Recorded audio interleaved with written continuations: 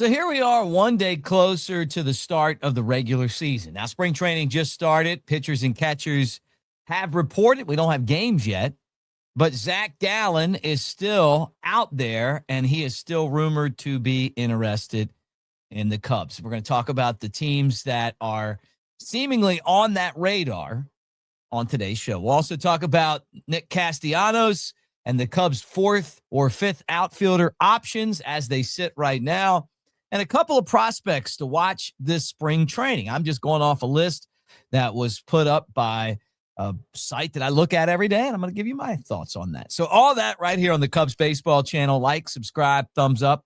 Be a part of what we do. AveD, hit that QR code right there. And some of you guys want some of these. We're getting them out. We're getting them out to you guys. I need to see you in Cubs games with our hat on. That would be amazing. All right, let's go.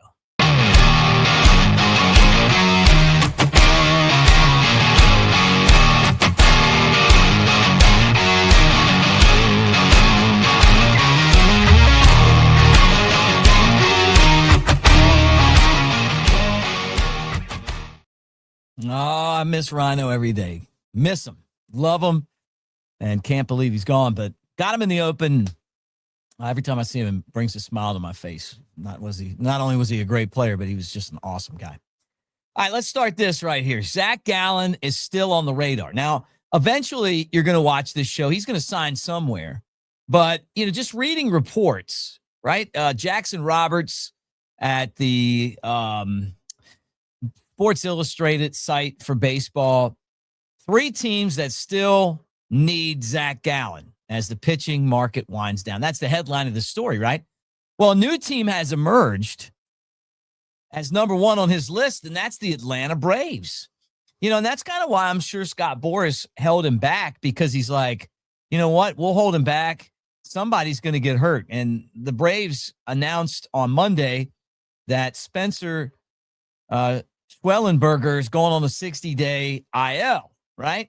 And then you got Spencer Strider, Ronaldo Lopez, Chris Sale, who just seem to always be injured.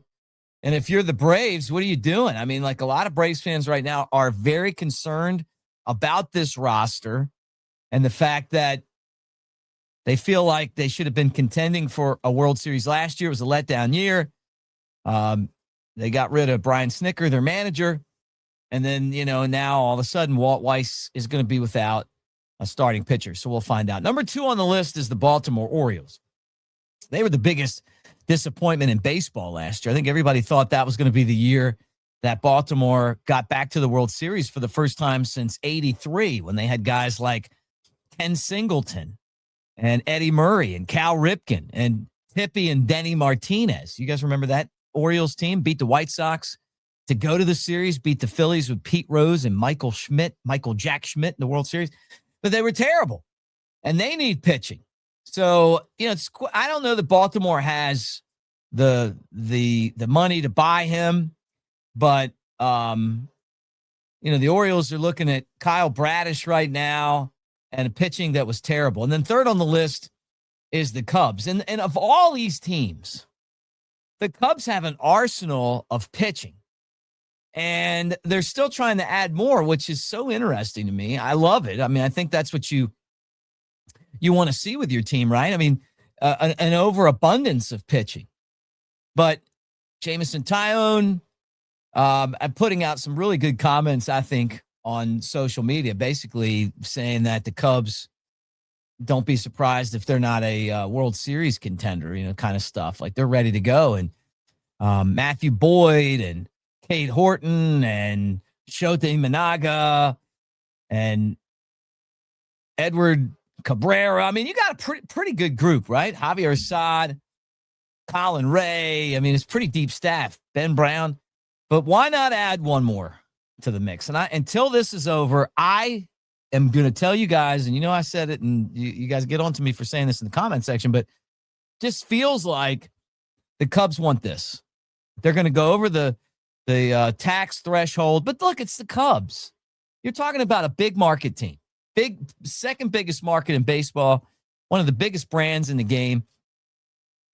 they can go over if they want to. This is what they can do. And then, obviously they can move somebody if they want to out of that rotation, but too much pitching isn't a thing in baseball. You never have enough. Now, the last thing I wanted to talk, not the last thing, but let's talk about outfield options, because Nick Castellanos got released by the Phillies. No one wanted to trade for him, and he burned some bridges last year. And he's a fiery guy, and apparently him and the manager didn't get along. He got taken out of a game. I guess he went in the clubhouse, got a beer, sat next to the manager, like just kind of disrespectful. But he said they talked about it and he thought it was over. They told him, hey, look, dude, don't show up. We're getting rid of you. And so he's out. So now he's available. He was with the Cubs. He's a pretty good player. I think a lot of us would have liked to have seen the Cubs sign him. They didn't. We need an extra outfielder. So I start looking at the guys who could potentially be outfield options. Now, we know Matt Shaw is going to play some outfield. I'm hearing that Jonathan Long, who has done nothing but hit throughout his professional career, is also going to start playing some outfield. He played first base, but okay, so put him in the outfield. I don't know how good he's going to be at it. So that's two guys, that are options where you're moving them from the infield to the outfield. Obviously, Kevin Alcantara, the Jaguar, he plays outfield. And I mean, they would want him to be on the team. I mean, he's, obviously one of their top prospects and someone that right-handed batter. I don't think he's reached his potential yet. We'll see. Not totally sold on him, but I do think he's got a ton of talent. We talked about Mike Tauchman. Maybe if you'd sign Mike Tauchman as free agent, we had him before, bring him back. And then Castellanos. And there's going to be teams that are going to want Castellanos. But would he be willing to be the fourth or the fifth outfield? Is he going to bring a bad culture to your team? Are you going to have problems with him? I don't know. But I think, I would take, of all those guys, he'd probably be the best one, right? So we'll see what happens. But I as soon as they released him, you guys are hitting me with a flurry of, hey, let's take him. We like Castellanos. I think sometimes a change of scenery is good too. And if someone comes in and you set the expectations for, hey, look, man, you're going to be the fourth or the fifth guy. You're going to be used a lot, probably in April, maybe not as much in May, whatever. And then somebody gets hurt and you're in there all the time. You do your thing. Now, obviously, being a right-handed batter, he gives you some options. I think he's a more dangerous hitter than Ian Happ. But, he plays corner outfield spots, DH, whatever. And then the DH spot, too. Think about it. You got Ballesteros from the left side. Maybe you have him from the right side. So I don't know if the Cubs are going to be interested in him or not, but I certainly would be. Now, the last thing I want to talk about on the show, and maybe this is my expertise, is prospects to watch in the Cubs system spring training, right? And this is the list comes from Maddie Dixon. Okay. First guy she has on the list is Jackson Wiggins. And I'm with her. Look, Jackson Wiggins, lightning stuff. 168 strikeouts in 138 innings. Was a star at Arkansas, was shooting up through the system. And then all of a sudden the Cubs shut him down and we didn't see him pitch for months. He's had injury issues. And that's the only thing that's going to hold this guy back. If he stays healthy, he's going to be really good. Fastball plays. I thought his command was pretty good too. And I'm guessing that he's going to be spring training and then AAA, but he could have pitched in the Cubs bullpen last year, I thought. And I think his stuff's that good. So, yeah, I'm with her. I think that's the number one player I want to see in spring training. How's he developed from last year? Is he healthy? He's 24 years old now. Are the Cubs going to take the training wheels off? Now, the second guy she has on the list is Jefferson Rojas. The number 6 prospect. I saw him in Double-A last year extensively and overpowered. I mean, if he wasn't a prospect, they probably would have sent him down. I mean, he just couldn't. He just was overmatched. Now, that's what happens when you push young players up, right? And he's a young player. Shortstop, second baseman, good defensively. I thought he did good defensively. So we'll see. He's got to take a big step. Plate approach needs to get better. Contact needs to get better. You know, he's got a great sound when he squares the ball up. The problem is that he's not squaring the ball up, or at least he didn't in Double-A last year. So, you know, we'll see. But the Cubs really want to have him kind of step up as a prospect. I had a scout from one of the other teams tell me that they were considering a trade with the Cubs, but he just didn't think that Rojas was going to be ready for 2 or 3 years, and they needed someone that was ready like in the next year or so. And I didn't disagree there. But this could be one of those years for him where he kind of makes that transition, where he kind of steps up and, you know, because he's definitely got the tools to do it. But you got to do it out on the field. And you make that jump from single A to Double-A and then Double-A to Triple-A, and then now Triple-A to the big leagues is huge.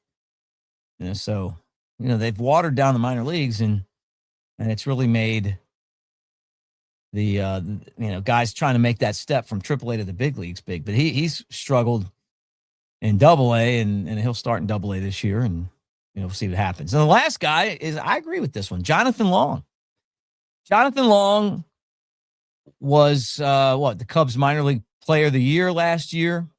Hit .305 in Triple-A in 140 games, 20 home runs, had 79 walks. Guy has great discipline at the plate.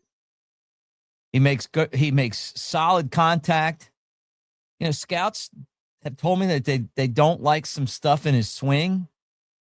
But here's the thing. I mean, at the end of the day, it's about, it doesn't matter what it looks like. If it works, then it works. The Cubs may give this guy a chance if he goes into spring training and hits, because he's hit at every level. Maybe they're, you know, throw him up there and see what happens type approach, because they're going to need some help. And he could possibly be that guy, but he's been a hitter at every level. So, you know, we'll find out. He's a, you know, kind of one of those gritty type players. And scouts are wrong sometimes. We all are. You know, it's part of it. So, you know, some of the best swings I've ever seen haven't translated into being a Major League Baseball player. And sometimes the worst swings hit the ball and get you on base. So anyway, that's the show for today, guys. Again, get in the comment section. Tell me what you think. If you're interested in buying or winning a hat, make sure you leave your email address. We're going to be working on that. We got a bundle of these hats we need to get out. We need you guys wearing them to games and then sending us pictures. Here we go. We're like, a week away from games now, you know, closing in on that. So it's pretty exciting. So like, subscribe, thumbs up, hit the bell, do all those things. Thank you guys for hanging, and go Cubs. Talk to you.